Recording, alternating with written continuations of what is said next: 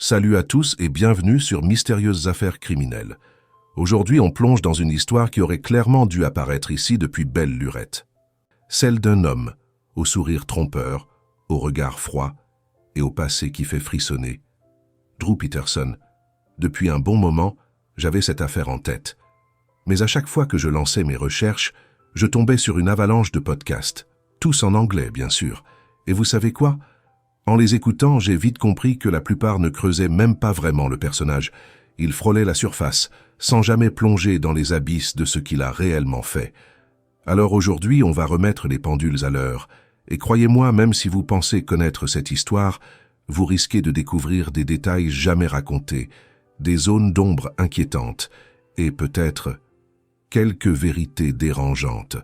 Alors, faisons comme d'habitude.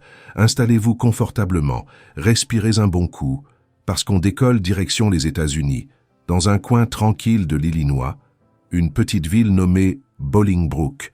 C'est une petite ville agréable, conviviale, située non loin de Chicago. Certains la considèrent même comme une extension de Chicago, ou plus exactement comme l'une de ses périphéries.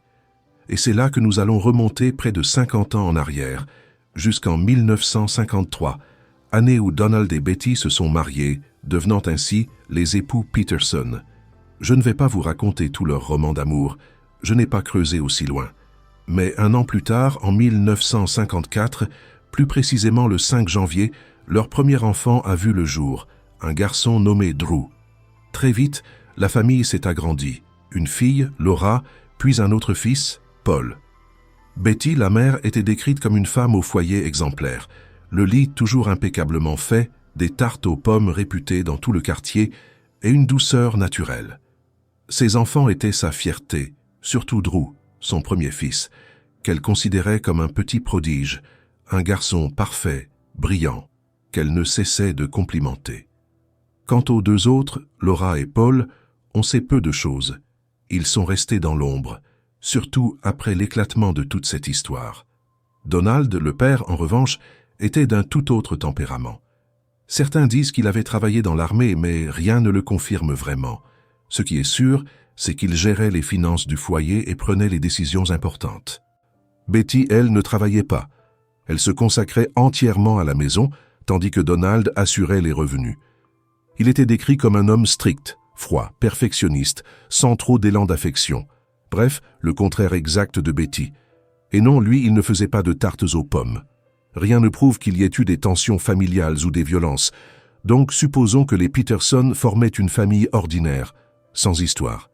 Le dimanche, tout le monde allait ensemble à l'église. Quant à Drew, sa mère l'avait toujours placé sur un piédestal. Depuis l'enfance, elle ne cessait de lui répéter qu'il était le meilleur, le plus intelligent, le plus merveilleux. Les autres enfants? Mauvaises influences. Les professeurs? Injustes dès qu'ils osaient le contrarier. Bref, Drew était le petit prince de la maison. À l'école secondaire Willbrook High School, il était sportif, notamment coureur de fond. Ce statut lui valait popularité et respect. Tout le monde connaissait Drew Peterson, le gars rapide, le mec cool. Aux États-Unis, le sport scolaire, c'est presque une religion. Les lycées se livrent une véritable compétition pour avoir les meilleurs athlètes, et Drew faisait partie de ces figures qui donnent du prestige à leur établissement. Résultat, il était admiré, entouré, et évidemment, les filles craquaient pour lui. On peut en juger sur les photos. À vous de voir s'il était charmant ou pas, mais en tout cas, il savait plaire. C'était un séducteur né, un garçon qui savait parler à tout le monde, mettre les gens à l'aise, charmer sans forcer. Si vous vous retrouviez coincé dans un ascenseur avec le jeune Drew Peterson, à cette époque-là, vous ne vous seriez pas ennuyé. Il savait occuper la conversation et l'espace. Mais comme vous le verrez au fil de cette histoire, cette aisance, ce charme naturel, cette facilité à manipuler les émotions, vont prendre un tout autre sens. Pendant le lycée, Drew a connu sa première histoire d'amour, sa love story d'adolescent. Elle s'appelait Carol Brown. D'après ce qu'on sait, elle était 2 ou 3 ans plus jeune que lui. Quand Drew a obtenu son diplôme, Carol était encore au lycée. Elle était folle amoureuse de lui. Et comment ne pas l'être? Il était beau, populaire, souriant, les cheveux soigneusement plaqués avec de la pommade. Il l'avait même invitée à son bal de fin d'année, un moment magique pour elle. Et visiblement, Drew semblait sincère. Il tenait à elle, parlait d'avenir, faisait des projets. Du moins, c'est ce qu'elle croyait. Mais avant de parler de leurs grands projets et de ce qui allait suivre, parce que vous savez, parfois le pire ne fait que préparer le pire du pire, continuons notre histoire. Après le lycée, Drew s'est engagé dans l'armée. Il y a fait son service, comme beaucoup à l'époque, avant de revenir à la vie civile sans trop savoir où il allait. Il se demandait encore ce qu'il voulait faire de sa vie, quel sens lui donner. Une chose était sûre, il fallait bien travailler quelque part. En 1974, il a décidé donc d'intégrer le College of DuPage, une petite université locale. Il y est resté moins d'1 an, étudiant un domaine dont personne ne se souvient vraiment. Pas même lui apparemment. Puis soudain, une idée s'est imposée à lui. Il voulait devenir policier. C'était clair, net, comme une illumination. Pour ça, il devait suivre une formation spécialisée. Et cette école, justement, se trouvait dans l'État de Virginie. Ce qui voulait dire déménagement obligatoire. Mais Drew ne voulait pas y aller seul. Il voulait y aller avec Carol, sa petite amie de toujours, qu'il considérait déjà comme la femme de sa vie. Alors, toujours en 1974, il lui a demandé en mariage. Et évidemment, Carol a accepté. À ce moment-là, elle était encore en terminale, mais qu'importe, elle était amoureuse et prête à tout pour le suivre. Quelques mois plus tard, ils se sont mariés et le jeune couple s'est installé à Falls Church en Virginie, l'endroit même où se trouvait l'école de formation de Drew. Petite parenthèse, Falls Church est ce qu'on appelle une ville indépendante, un concept typiquement américain. Cela signifie qu'elle n'appartient à aucun comté, contrairement à la plupart des villes du pays. C'est une petite communauté d'un peu plus de 12 000 habitants où tout le monde se connaît, ou du moins, tout le monde prétend se connaître. Drew, lui, n'était là que pour une chose, obtenir son diplôme de policier. Et il l'a eu. Rapidement, efficacement, comme toujours. Dès qu'il a eu son précieux papier en main, il a rassemblé ses affaires, pris sa femme sous le bras. Et tous deux sont retournés à Bolingbrook, sa ville natale. Là, il a trouvé du travail dans la police locale, réalisant enfin son rêve d'enfant, devenir un gardien de la loi. La petite famille n'a pas tardé à s'agrandir. Drew et Carol sont devenus les parents de 2 fils, Steven et Eric. Le tableau semblait parfait. Une jolie maison, un mari policier, une femme aimante, 2 enfants. En ce qui concerne la répartition des tâches dans le couple, les choses étaient simples. Carol s'occupait de la maison et des enfants, tandis que Drew travaillait. Aucune trace n'indique que Carol ait exercé un emploi, mais Drew, lui, était fier de sa profession. C'était, selon ses propres mots, le métier de ses rêves, celui qui lui donnait le sentiment d'être quelqu'un d'important, d'utile, presque supérieur aux autres. Il en parlait souvent, un peu trop d'ailleurs, enjolivant la réalité avec des discours bien rodés. Mais la vérité, comme toujours, allait finir par se charger de le démasquer. Au début, leur mariage semblait harmonieux. Même la mère de Drew, Betty, le confirmait. Elle décrivait Carol comme une belle fille exemplaire, douce, respectueuse, avec qui elle entretenait une relation très agréable. Mais comme on le sait, les plus grands sourires cachent souvent les secrets les plus sombres. En apparence, le couple formait un duo soudé, équilibré, complice, du moins jusqu'à ce que certaines fissures apparaissent. Tout a commencé par des détails anodins. Carol aimait parfois sortir le soir avec ses amis, boire un café, bavarder un peu, rien d'extraordinaire. Mais pour Drew, chaque sortie devenait une épreuve. Il voulait tout savoir, où elle allait, avec qui, à quelle heure elle rentrerait, et surtout, de quoi elles allaient en parler. Avait-elle évoqué son nom, lui, leur couple? C'était un homme obsédé par le contrôle, incapable de lâcher prise, toujours sur ses gardes. Carol, au début, ne s'en offusquait pas. Elle pensait que ce comportement découlait de son métier de policier, un job stressant, plein de dangers, qui poussait forcément à la méfiance.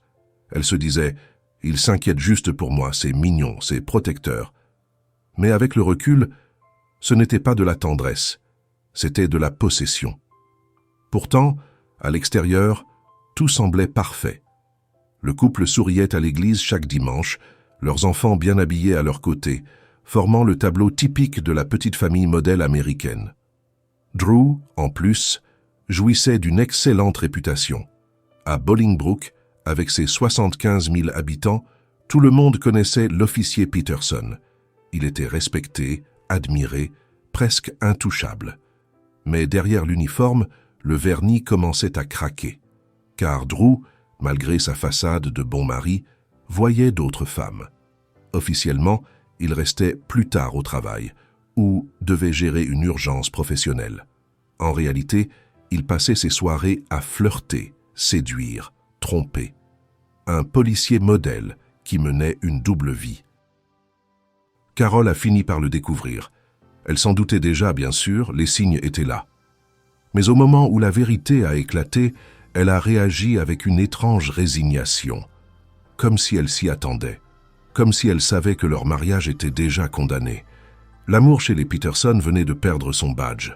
Elle a fini par comprendre que Drew n'était pas l'homme sincère qu'il prétendait être, et elle a décidé que ça ne valait plus la peine d'essayer de réparer quoi que ce soit. C'est ainsi qu'en 1980, le couple a officiellement divorcé. Drew continuait à voir ses 2 fils de temps en temps, mais il devait, comme on dit, se reconstruire. Il passait ses soirées à sortir, à flirter, à rencontrer de nouvelles femmes, toujours en quête de quelque chose ou de quelqu'un. C'est à cette époque qu'il a fréquenté, pendant 4 mois, une femme nommée Cathy. Une relation brève, intense, mais qui s'est très vite effondrée. Pourquoi? Parce que, selon Cathy, Drew voulait tout contrôler, absolument tout. Où elle allait, avec qui, ce qu'elle faisait, ce qu'elle disait. Toujours la même rengaine, la jalousie, le besoin de dominer, la curiosité maladive. Et quand elle a mis fin à leur relation, Drew n'a pas bien réagi. Il aurait appelé sans arrêt, attendu devant chez elle et même envoyé des lettres. Rien de dangereux au sens strict, mais suffisamment pour que Cathy le qualifie plus tard de mec flippant, pack complet du type suspect. Heureusement, il a fini par lâcher prise. Mais l'épisode a laissé un goût amer.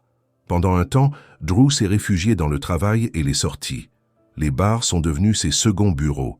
Il y allait pour se détendre, rencontrer du monde, ou, soyons honnêtes, chercher de nouvelles conquêtes.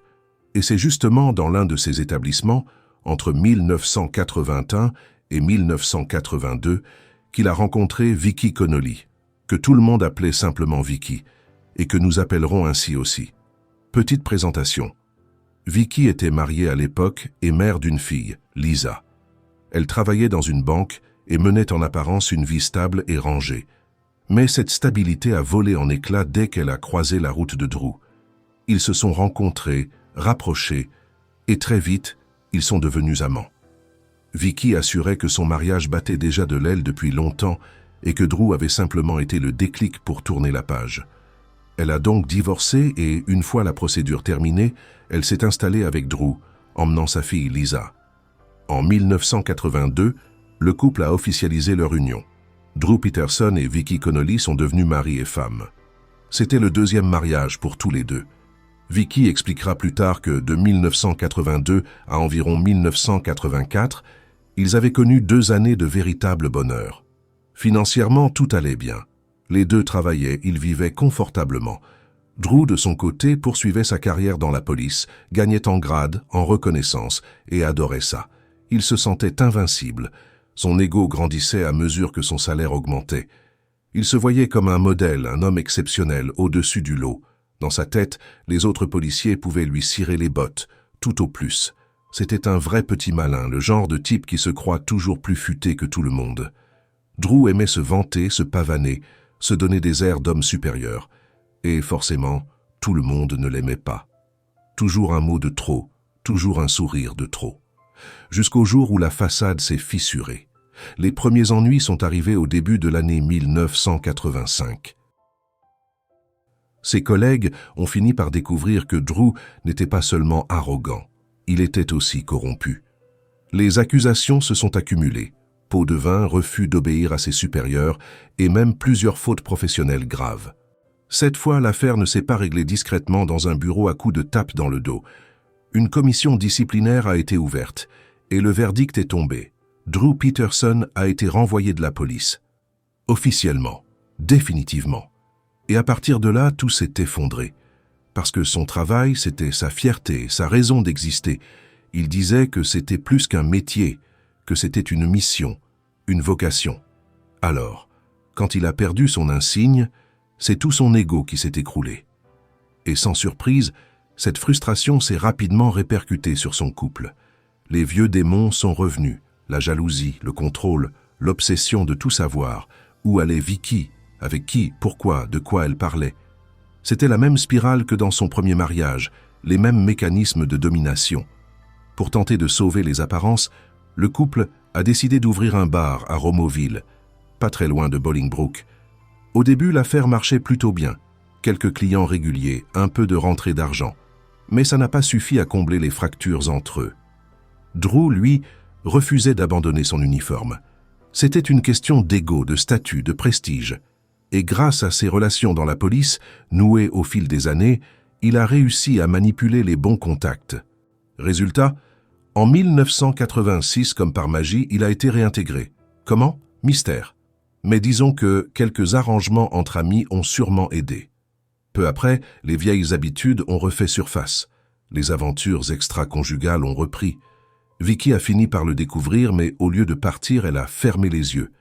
Elle a pardonné, ou plutôt fait semblant. Et Drew, voyant qu'il pouvait tout faire sans conséquence, s'est senti intouchable. Plus il gagnait en impunité, plus son comportement devenait étrange. Il a même installé des caméras de surveillance dans leur maison sous prétexte de sécurité. Selon lui, c'était pour protéger sa famille, parce qu'il travaillait sur des affaires sensibles. Mais en réalité, c'était juste un moyen de surveiller sa femme. Les disputes se multipliaient, devenant de plus en plus violentes. Et un jour, Vicky a raconté que Drew lui aurait dit à plusieurs reprises qu'il pourrait se débarrasser d'elle d'une façon telle que personne ne le découvrirait. À ce stade, il ne cachait même plus son côté sombre. Soit cette noirceur dormait en lui depuis toujours, soit elle s'était éveillée le jour où il avait compris qu'il pouvait tout se permettre sans jamais être puni. Au début des années 90, le mariage de Vicky et Drew Peterson tenait à un fil. Et ce fil allait bientôt rompre. En 1992, Vicky a surpris son mari en flagrant délit avec une autre femme. Et cette fois, c'en était trop. Elle savait, depuis longtemps déjà, que Drew voyait d'autres femmes. Mais là, elle l'a vu de ses propres yeux. Plus de doute, plus d'excuses. Les détails exacts de cette scène n'ont jamais été rendus publics. Et, honnêtement, on n'en a pas vraiment besoin. Toujours est-il que Vicky a décidé de mettre fin à leur mariage officiellement. Elle a déposé les papiers du divorce. Et Drew, étonnamment, ne s'y est pas opposé. Peut-être parce qu'il en avait lui aussi assez. Ou peut-être parce qu'une autre femme venait déjà de prendre la place de Vicky. Cette femme, c'était Kathleen Savio, de 9 ans sa cadette. Née le 13 juin 1963, dans l'Illinois, Kathleen était comptable de profession. On la décrivait comme chaleureuse, sociable et pleine d'énergie. Tout le contraire du Drew que nous commençons à connaître. Et en 1992, les choses sont allées très vite. En mars, le divorce avec Vicky a été officiellement prononcé. Et le 3 mai, soit à peine 2 mois plus tard, Drew a épousé Kathleen.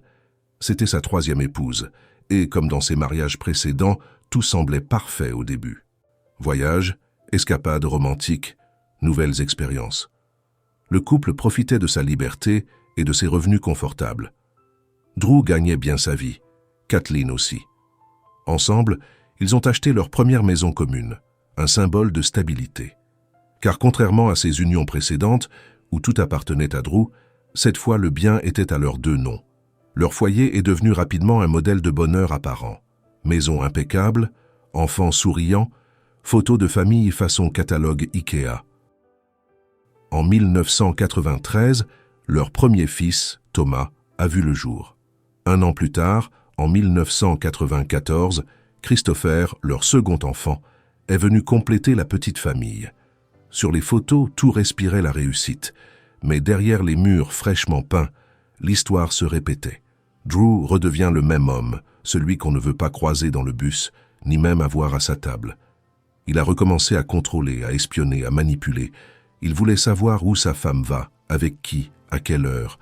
Et pendant ce temps, lui continuait à sortir avec d'autres femmes, comme si de rien n'était. Kathleen, elle, ne voyait rien, ou plutôt refusait de voir. Elle l'aimait profondément. Elle croyait en lui. Elle se persuadait que ses soupçons ne sont que des rumeurs ou des malentendus, jusqu'au jour où tout a basculé. En 2001, Kathleen a reçu une lettre anonyme.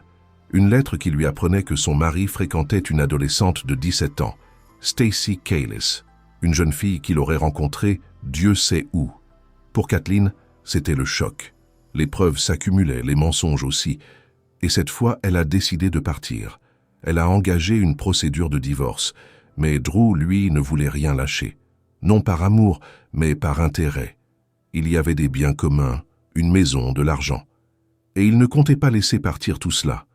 Les disputes sont devenues quotidiennes. Les policiers sont intervenus à plusieurs reprises au domicile du couple. Les rapports étaient édifiants, cris, menaces, violences. À mesure que les mois passaient, Drew devenait de plus en plus dangereux. En 2002, un ordre d'éloignement lui est imposé. Mais Drew, fidèle à lui-même, a trouvé une faille. Il a quitté la maison pour en acheter une juste à côté, littéralement. Une maison mitoyenne d'où il pouvait observer sa femme et ses enfants. Un geste glaçant, révélateur de sa véritable nature. Et entre 2002 et 2004, la police interviendra 18 fois pour des incidents domestiques. 18 fois en 2 ans. Cette fois, Drew ne pouvait plus prétendre que c'était juste une petite dispute conjugale. Mais il savait, mieux que quiconque, comment manipuler le système. Et il allait encore s'en servir. Fait intéressant, le 10 octobre 2003, le divorce entre Drew et Kathleen Savio a été officiellement finalisé. Mais attention, cela ne concernait que la fin du mariage sur le plan civil. Les questions financières et patrimoniales, elles, restaient en suspens. Le couple possédait une maison commune, ainsi que des économies et probablement des investissements partagés. Personne ne savait encore comment répartir tout cela. Une audience devait justement avoir lieu en avril 2004 pour régler ces différends. Mais le destin, ou plutôt quelqu'un, en a décidé autrement. Car le 1er mars 2004, à peine un mois avant cette audience, Kathleen Savio a été retrouvée morte dans sa baignoire. Une scène glaçante, son corps gisant dans la baignoire, les cheveux encore humides, mais détail troublant, la baignoire, elle, était sèche, et sur son crâne, une blessure visible. Pourtant, malgré ces éléments évidents, la conclusion officielle fut d'une légèreté déconcertante. Les enquêteurs ont conclu à un accident domestique. Selon eux, Kathleen aurait glissé dans son bain, se serait cogné la tête, puis se serait noyée. Fin de l'histoire. Aucune empreinte digitale n'a été relevée, aucun échantillon prélevé, aucune analyse approfondie, rien. L'affaire a été classée à la hâte, comme si tout le monde voulait tourner la page au plus vite. Mais certains, même à l'époque, ont trouvé tout cela étrangement commode. D'autant que, rappelons-le, le procès concernant la division des biens devait avoir lieu le mois suivant, en avril, et que le couple avait connu 18 interventions policières les 2 années précédentes. De quoi au minimum éveiller quelques soupçons, non? Eh bien non, car il y a eu un petit détail, disons, intéressant. Parmi les membres du jury du coroner chargé de statuer sur les causes de la mort, figurait un proche ami de Drew, un très bon ami même, un homme qui, selon plusieurs témoins, ne tarissait pas d'éloges sur lui, affirmant souvent que Drew était un homme formidable, un mari attentionné, et qu'il aimait toujours profondément Kathleen, même après le divorce. Autrement dit, un ami intime de l'ex-mari faisait partie des personnes censées déterminer si la mort de son ex-femme était suspecte. Et bien sûr, Drew avait un alibi en béton. Il a déclaré qu'au moment des faits, il était avec sa nouvelle épouse et leur jeune enfant. Ah oui, vous ne l'aviez peut-être pas encore réalisé, mais oui, Drew s'était déjà remarié. En 2003, à peine divorcé de Kathleen, Drew a fait quelque chose d'aussi inattendu que dérangeant. Il s'est remarié la même année, et pas avec n'importe qui. Sa nouvelle épouse n'était autre que Stacey Cayles, la jeune fille de 17 ans dont Kathleen avait reçu la lettre anonyme 2 ans plus tôt. Stacey avait désormais 19 ans. Elle travaillait comme réceptionniste dans un hôtel. Et, visiblement, Drew n'a pas perdu de temps. Il a officialisé leur union quelques mois seulement après la mort suspecte de sa précédente femme. Cette même année 2003, le couple a accueilli leur premier enfant, un garçon nommé Anthony. Et c'est justement ce détail qui lui servira plus tard d'alibi. Le 1er mars 2004, jour où Kathleen Savio a été retrouvée morte, Drew prétendra qu'il était en voyage avec Stacey et leurs enfants. Il fournira même des reçus de restaurant censés prouver qu'il déjeunait tranquillement avec sa famille à ce moment-là. Stacey, elle aussi, confirmera cette version. Résultat, l'affaire a été classée. La mort de Kathleen a été déclarée accidentelle. Mais pendant que le dossier se refermait, Stacy, elle, s'inquiétait. Elle a été profondément bouleversée par ce qui était arrivé à l'ex-femme de son mari. Touchée, elle ira même jusqu'à adopter les fils de Kathleen, voulant leur offrir un foyer stable. Elle voulait être une bonne épouse, une bonne mère, et croyait encore que Drew était cet homme fort, protecteur, qu'il prétendait être. En 2005, la famille s'est agrandie à nouveau. Lassie, leur petite fille, le 6e enfant de Drew et le 2e de Stacy est venu au monde. 4 mariages, 6 enfants, et un schéma qui se répète encore une fois. Comme toujours, les 2 premières années sont idylliques. Tendresse, voyage, rire, photos parfaites. Puis, progressivement, le masque tombe. Drew a recommencé à tout vouloir contrôler, tout savoir, tout surveiller.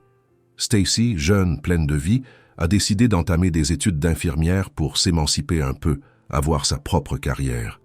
Mais Drew ne le supportait pas. Il voulait savoir qui elle voyait, de quoi elle parlait, ce qu'elle apprenait. Son besoin maladif de contrôle s'est transformé en colère froide. Les disputes sont devenues de plus en plus fréquentes. Stacy a fini par confier à sa famille qu'elle ne se sentait plus en sécurité, qu'elle pensait avoir commis une erreur en épousant Drew et qu'elle envisageait de le quitter. Elle était jeune. Elle n'avait pas encore 30 ans, elle voulait vivre, apprendre, respirer. Mais lui ne l'entendait pas ainsi. Le 28 octobre 2007, un dimanche, Stacy était censée rejoindre sa sœur Cassandra pour peindre une chambre dans son nouveau logement. Rien de spécial. Une simple journée entre sœurs. Mais Stacy n'est jamais venue. Elle n'a pas répondu au téléphone, n'a pas lu ses messages.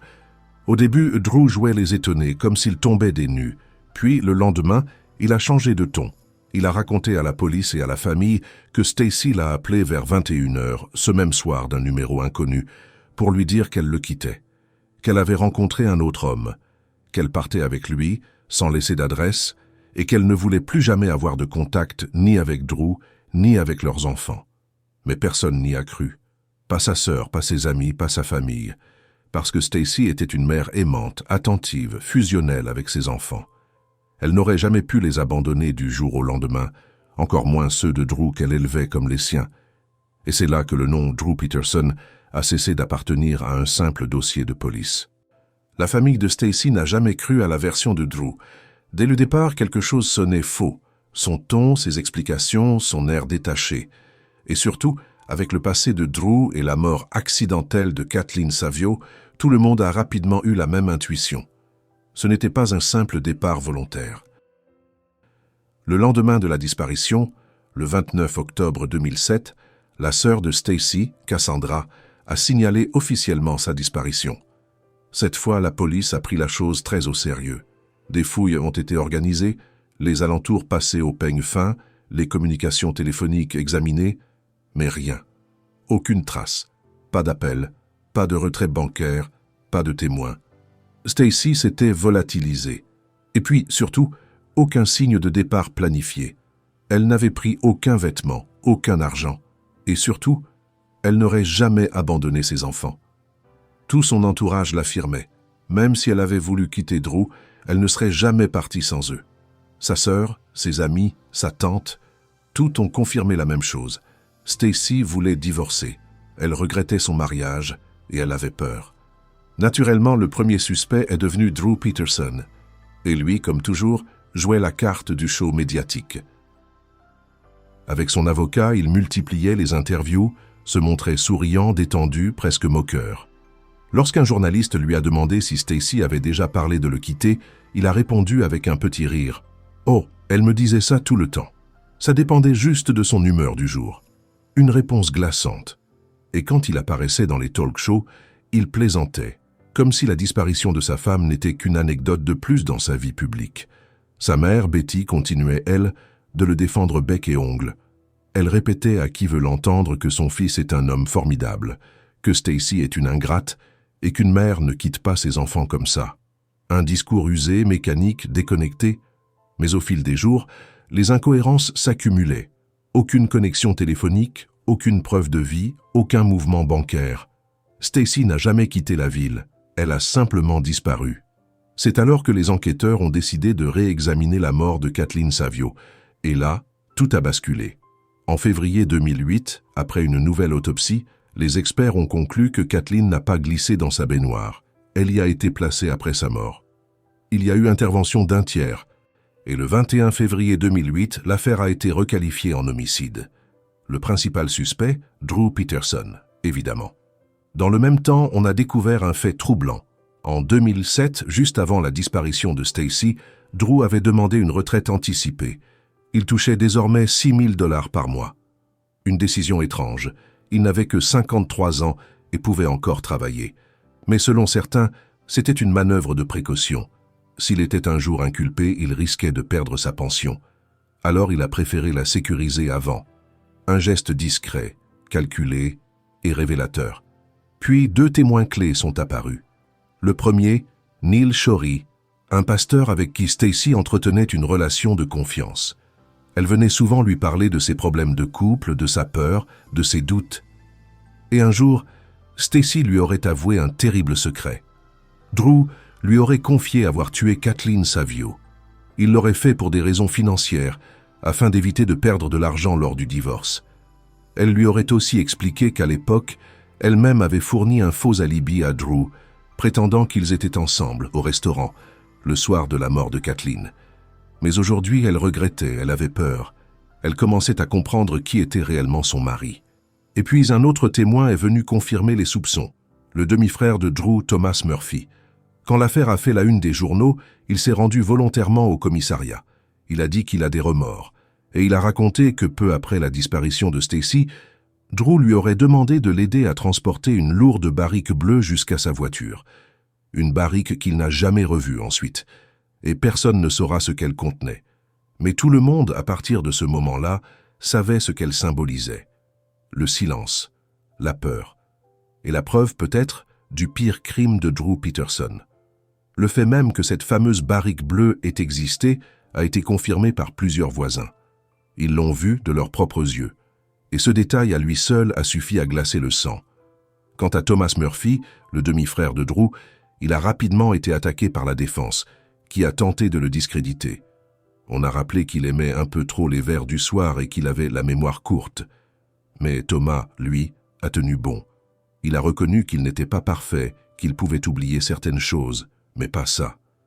Il se souvenait très clairement d'avoir aidé son frère à transporter une barrique bleue lourde et scellée dans sa voiture. Sur le moment, il n'avait pas compris ce qu'il faisait. Mais après la disparition de Stacy, il a compris. Et cette prise de conscience lui a laissé un poids terrible sur la conscience. La peur d'avoir, sans le savoir, aidé à dissimuler un corps. Mais Thomas n'était pas le seul à faire des révélations. Une autre femme est entrée dans l'histoire, Christina Rains. Oui, parce qu'en 2008, pendant que l'affaire prenait une ampleur médiatique nationale, Drew Peterson fréquentait déjà une nouvelle femme. Christina avait 30 ans de moins que lui, et les médias n'ont pas tardé à apprendre qu'ils étaient fiancés. Elle aurait donc été sa 5e épouse. Mais heureusement, la famille de Christina avait tiré la sonnette d'alarme. Lorsqu'ils ont découvert le passé sinistre de Drew, ils ont tout fait pour la raisonner. Et ça a marché. Christina a rompu la relation. Mieux encore, elle est allée témoigner auprès des enquêteurs, et ce qu'elle a révélé a sidéré tout le monde. Elle a déclaré que Drew lui-même lui avait confié avoir tué 2 de ses femmes, Kathleen Savio et Stacy Cales. Oui, les 2. C'est ce qu'elle a affirmé en expliquant qu'elle avait décidé de parler par peur d'être la prochaine. À ce stade, les autorités disposaient enfin d'un faisceau d'éléments. Un demi-frère qui affirme avoir aidé à transporter une barrique suspecte, 2 témoins indépendants, le pasteur Neil Shorey et Christina Rains, rapportant des aveux implicites, et une mort requalifiée en homicide. Le 7 mai 2009, Drew Peterson a été arrêté. Sa caution a été fixée à $20 millions, une somme colossale, presque symbolique, comme pour signifier que la société voulait s'assurer qu'il ne sortirait plus. Il a tenté pourtant de payer. Il a essayé de vendre ses maisons, liquider ses biens, tout y est passé. Mais rien n'y a été fait. Il est resté derrière les barreaux. Le procès qui a suivi sera long, complexe et médiatique. Et, comme toujours avec Drew, il sera aussi spectaculaire. Un nouveau témoin, Jeff Pachter, est sorti alors du silence. Il a raconté qu'entre 2003 et 2004, Drew lui aurait proposé 25 000 $ pour se débarrasser de Kathleen Savio. Jeff, qui avait déjà un passé un peu trouble et quelques dettes, pensait que c'était une mauvaise blague. Mais Drew insistait. Il voulait une date précise, un prétexte, de quoi fabriquer un alibi solide. Il voulait être sûr qu'au moment du meurtre, il puisse montrer des reçus, des horaires, des témoins. Tout devait être propre. Jeff avait refusé l'offre, pensant qu'il plaisantait. Puis, 8 mois plus tard, après la mort accidentelle de Kathleen, il a reçu un appel de Drew. Calme, posé. « Tu n'as plus besoin de t'en occuper », lui dit-il. « C'est réglé. » Une phrase qui, rétrospectivement, sonne comme une confession codée. Alors bien sûr, beaucoup de questions restaient ouvertes. Drew avait-il trouvé quelqu'un d'autre pour accomplir l'acte? L'avait-il fait lui-même? Ou s'agissait-il d'un crime soigneusement orchestré à plusieurs mains? Aucune empreinte, aucun ADN, aucune preuve matérielle n'a jamais été retrouvée. Et c'est précisément ce qui faisait la force de Drew. Il savait comment tuer sans laisser de traces, comment manipuler les procédures, comment transformer la mort en accident. Pendant des années, il a cru qu'il avait gagné la partie. Mais l'histoire, parfois, sait attendre son heure. Et pour Drew Peterson, l'heure du jugement approchait. Le 6 septembre 2012, après des années de procédures et d'ombre judiciaire, Drew Peterson a été enfin reconnu coupable, mais uniquement pour le meurtre de Kathleen Savio. Concernant Stacy, il n'y avait toujours aucune preuve matérielle, aucun corps, aucun témoin direct. Le dossier restait une énigme, un vide. Le verdict est tombé, 38 ans de prison. Peterson gardait son masque d'arrogance et clamait son innocence. Depuis sa cellule, il enchaînait les recours, les appels, les demandes de révision, convaincu que tout le monde, policiers, médias, juges, s'était ligué contre lui. Mais derrière les barreaux, la légende du superflic s'effritait. Les conflits avec d'autres détenus se multipliaient, la solitude grandissait, et Stacy restait introuvable. Beaucoup pensaient que l'histoire s'arrêterait là, un verdict, un coupable, et un mystère irrésolu. Mais le destin de Drew Peterson avait encore un dernier rebondissement à offrir. En 2015, Drew est de nouveau inculpé. Et cette fois, il ne s'agissait plus d'une ex-femme, mais d'un projet de meurtre. Sa cible, James Glasgow, le procureur qui avait orchestré sa condamnation en 2012. L'homme qu'il tenait pour responsable de sa chute. Depuis sa prison, Drew a tenté de manipuler un codétenu. Il lui a proposé un marché. « Je veux que tu t'occupes de lui ». Autrement dit, tuer le procureur. Mais son allié n'en est pas vraiment un, il a alerté les autorités. Des écoutes ont été installées, des conversations enregistrées, et tout ce que Drew croyait planifié dans le secret a été capturé sur bande. Résultat, en 2016, un nouveau verdict est tombé. Cette fois, 40 années supplémentaires pour tentative de meurtre sur un agent de l'État. Et non, ce n'était pas un bonus ni un jeu télévisé, c'était une nouvelle condamnation, une chute sans retour. Drew Peterson a été ensuite transféré dans un lieu tenu secret, pour des raisons de sécurité. Personne ne sait exactement où il purge sa peine aujourd'hui, un mystère sans fin. Malgré les années, le sort de Stacy Peterson reste inconnu. Pas de corps, pas de traces, pas de réponse. Les enquêteurs pensent que Drew emportera son secret dans la tombe. Et si un jour la vérité refait surface, ce sera probablement après sa mort. Et voilà, mes chers amis, la fin de cette histoire troublante, mais pas totalement close. Une affaire où l'amour, le pouvoir et l'ego ont conduit à la tragédie. Une affaire où les femmes qui ont aimé un homme n'ont pas toutes survécu à cet amour. Si vous avez tenu jusqu'ici, jusqu'à la dernière ligne, écrivez en commentaire « Épouse trahie », parce qu'il en a eu presque 5. Et comme toujours, n'hésitez pas à partager vos théories. Drew Peterson, coupable ou innocent? Je suis curieux de lire vos avis. Merci d'avoir écouté. Et à très bientôt pour une nouvelle affaire, où, espérons-le, la vérité trouvera enfin son chemin.